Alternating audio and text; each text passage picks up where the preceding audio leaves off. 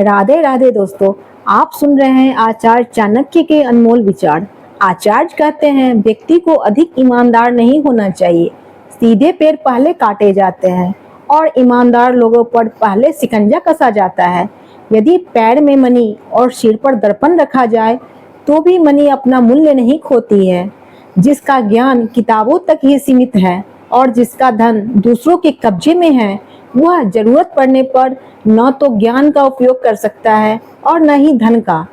एक लालची व्यक्ति को धन की पेशकश करके उसके सामने एक अभिमानी व्यक्ति को ढक कर जीता जा सकता है। मूर्ख को अन्य विनय से जीता जा सकता है और ज्ञानी को सत्य से ही जीता जा सकता है।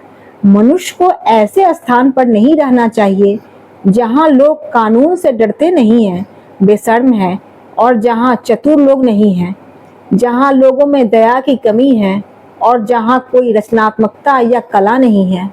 ब्राह्मण अपने संरक्षकों को उनसे भिक्षा प्राप्त करने के बाद छोड़ देते हैं।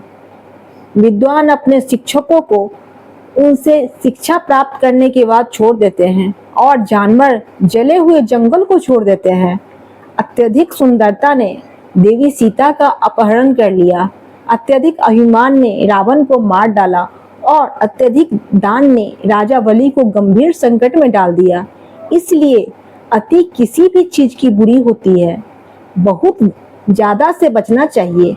एक बुद्धिमान व्यक्ति को एक सम्मानित परिवार की लड़की से शादी करना चाहिए, भले ही वह रूप हो। उसे अपनी सुंदरता के कारण नीच जाति के व्यक्ति से विवाह नहीं करना चाहिए। समान स्थिति वाले परिवार में शादी करना बेहतर है। एक बार मनुष्य की महत्वाकांक्षा जागृत हो जाए तो उसे कोई नहीं रोक सकता। एक व्यापारी के लिए कोई देश बहुत दूर नहीं हो सकता। एक बुद्धिमान व्यक्ति के लिए विदेश जैसी कोई चीज नहीं होती है। वह जहाँ भी जाता है घर पर होता है।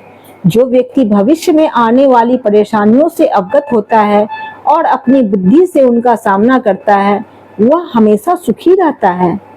और जो मनुष्य अच्छे दिनों की बाट जोहते हुए निष्क्रिय बिना काम किए रहता है, वह अपना प्राण प्रास्त खोएगा। यदि आपको बुरे वक्त और सांप के बीच चयन करना है तो सांप को चुनें, क्योंकि सांप आपको केवल आत्मरक्षा में काटेगा, लेकिन एक दुष्ट व्यक्ति किसी भी कारण और किसी भी समय या हमेशा काटेगा। कोई भी काम शुरू करने से पहले हमेशा अपने आप से 3 सवाल पूछे। मैं ऐसा क्यों कर रहा हूँ? इसका क्या परिणाम हो सकता है और क्या मैं सफल हो पाऊंगा? जब आप गहराई से सोचें और इन सवालों के संतोषजनक जवाब पाएं, तभी आगे बढ़े। जिस देश में रोजी रोटी का कोई साधन न हो, जहाँ लोगों में भय हो, जहाँ लोगों में लज्जा न हो, जहाँ बुद्धि न हो, जहाँ दान की प्रवृत्ति न हो, बुद्धिमान व्यक्ति को उस देश में कभी नहीं जाना चाहिए। शिक्षा सबसे अच्छी मित्र है। शिक्षित व्यक्ति का हर जगह सम्मान होता है। शिक्षा सुंदरता और यौवन को हरा देती है। एक गुरु जो अपने शिष्य को धार्मिकता का मार्ग सिखाता है, वह बहुत बड़ा कर्ज छोड़ जाता है।